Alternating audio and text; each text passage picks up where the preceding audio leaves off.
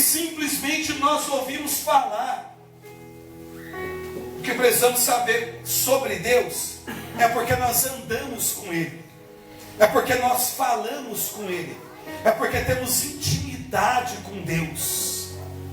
Ah, Charles, mas eu rezo, eu não ouço a voz de Deus. Ah, mas eu pergunto coisas e Deus não me responde. Talvez o nosso nível de aproximação não seja o ideal. Eu vou te dar um exemplo bíblico para você entender.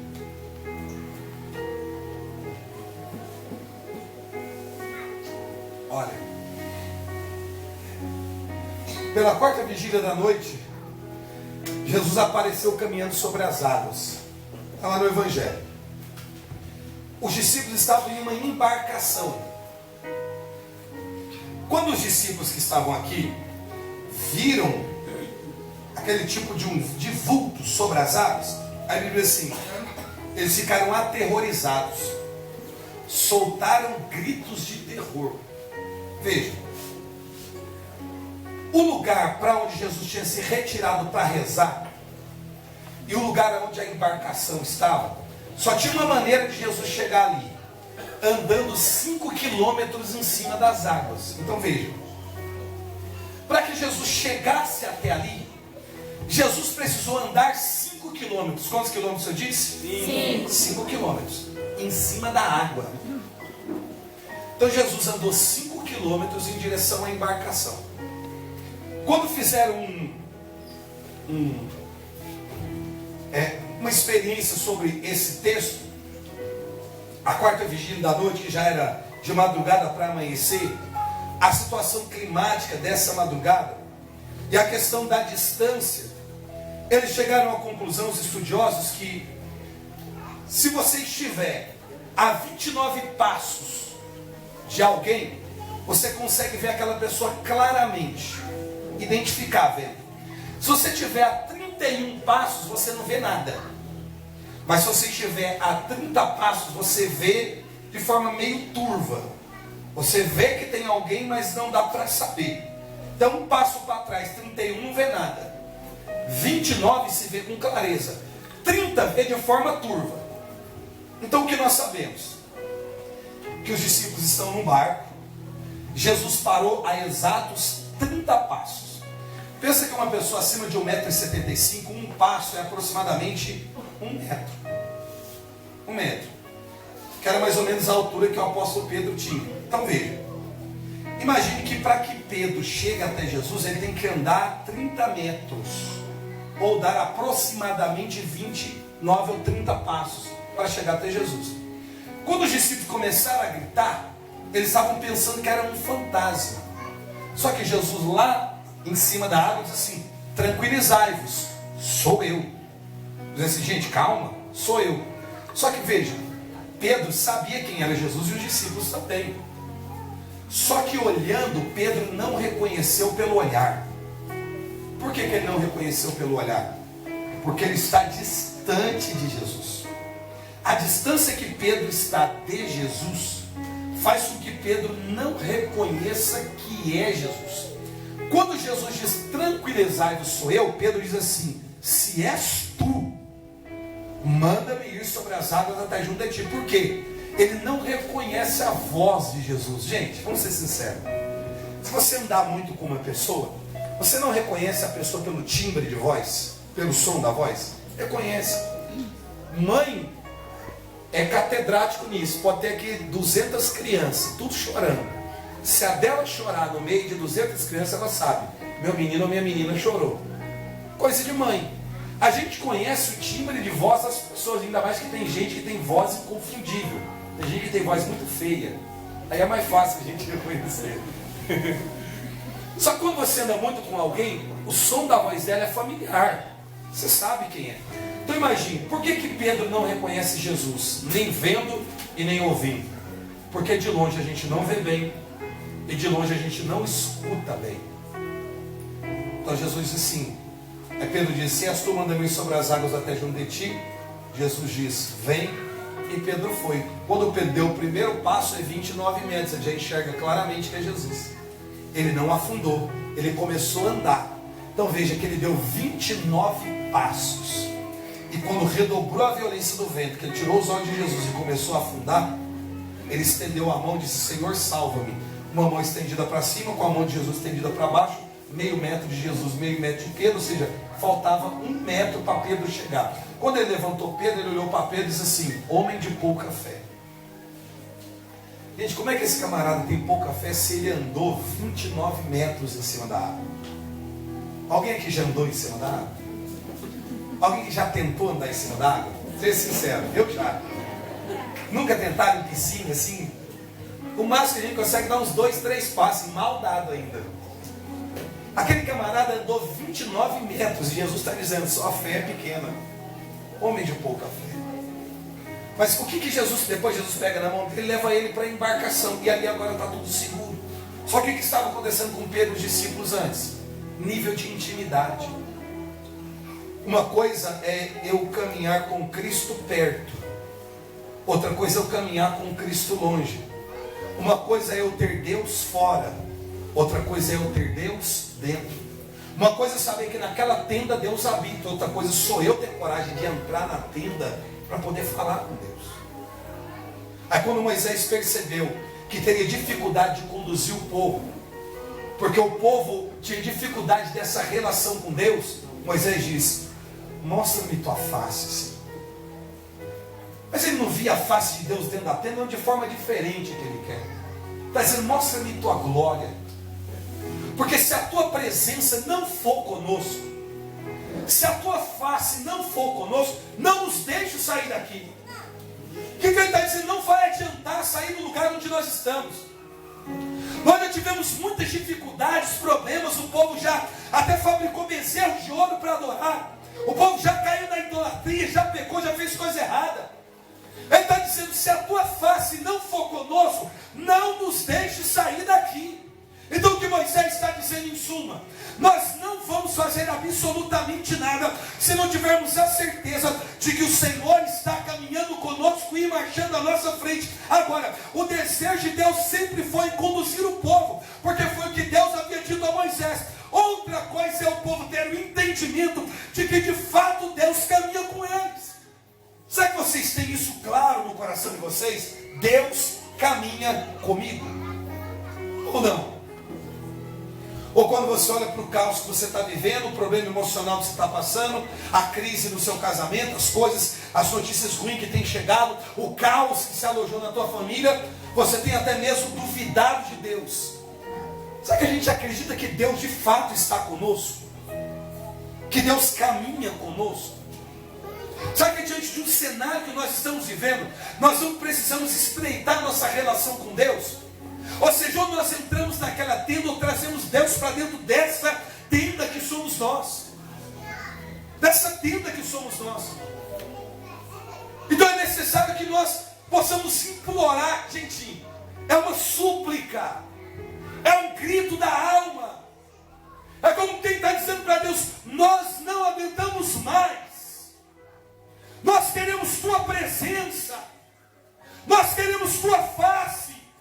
E se preciso for implorar para isso, nós vamos implorar pela tua presença, pela tua face, que ela vá conosco. É como quem diz para Deus: nós não estamos mais suportando tudo isso.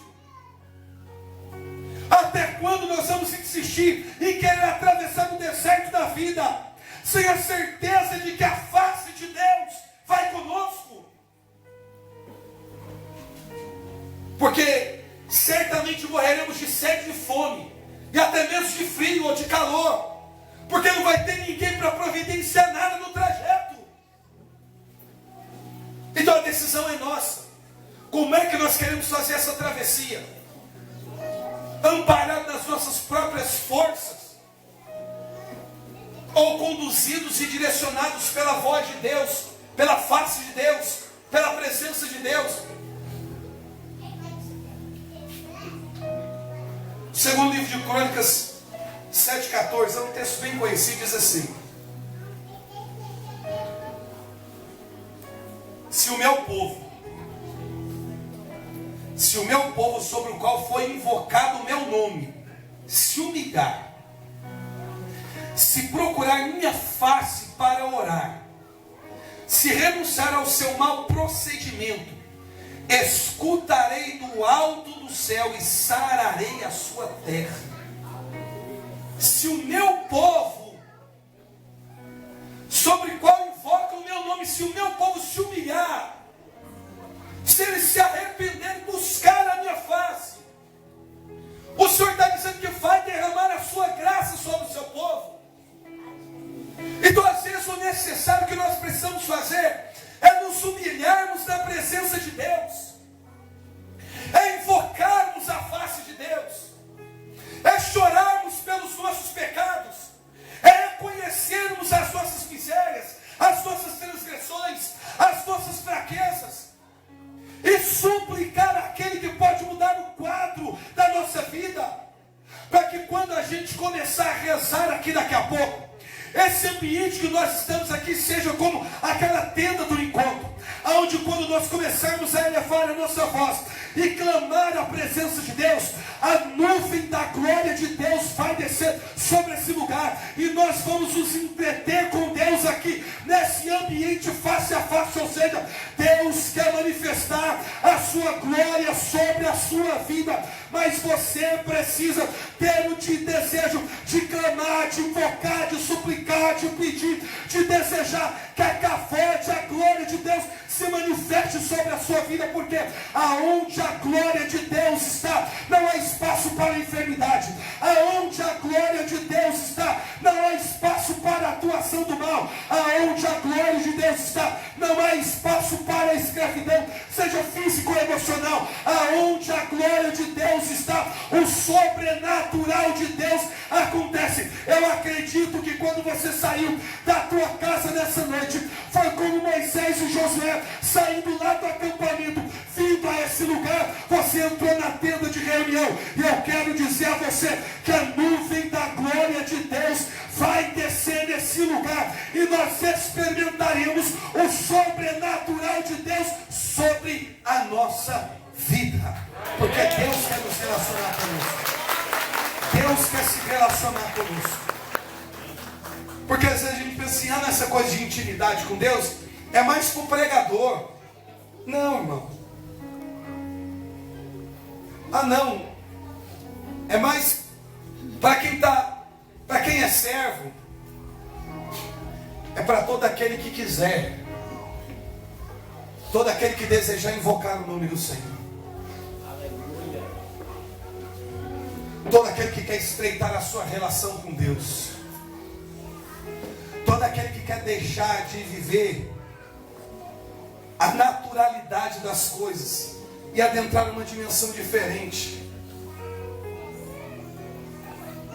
Lá no Antigo Testamento era necessário entrar na tenda. No Novo Testamento a gente tem que invocá-lo para que ele adentre essa tenda. Mas independente de uma coisa ou outra, se eu tiver que chamar Deus para dentro, ou se eu tiver que adentrar uma tenda, o que importa é que eu quero intimidade com Ele. Eu quero intimidade com Deus. Nós precisamos implorar a face de Deus, a face de um Deus misericordioso, a face de um Deus bondoso, a face de um Deus que perdoa os nossos pecados, a face de um Deus que sara a nossa terra, as nossas dores, as nossas feridas, a face de um Deus que nos reconciliou com o Pai, a face de um Deus crucificado porque foi pregado no madeiro e derramou até sua última gota de sangue para que nós fôssemos resgatados das nossas vãs maneiras de viver, como diz o apóstolo. Meu irmão, você não foi comprado a preço de prata e nem de ouro, como disse Pedro. Nós somos comprados pelo preciosíssimo sangue de Jesus. É a face de um Deus crucificado, a face de um Deus que venceu a morte, a face de um Deus que ressuscitou ao terceiro dia, a face de um Deus presente, de um Deus conosco, Deus conosco, Emanuel, Deus conosco, um Deus que está em nosso meio. Só que a nossa relação com Deus tem sido assim, de um Deus distante, de um Deus longe, de um Deus que nós não o conhecemos de fato.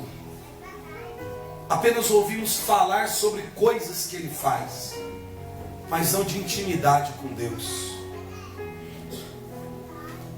Eu quero encerrar para a gente rezar dizendo, eu já disse isso em algumas de outras minhas pregações. Um dia,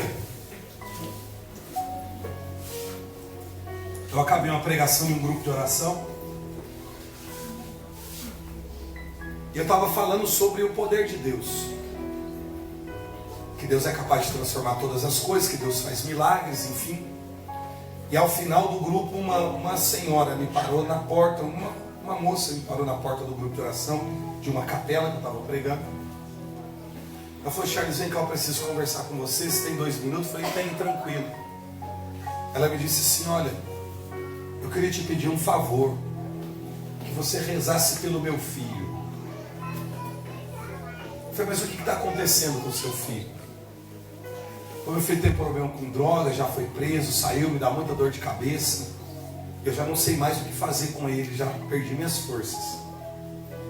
Eu falei: eu vou te fazer uma pergunta. Ela disse: pode fazer.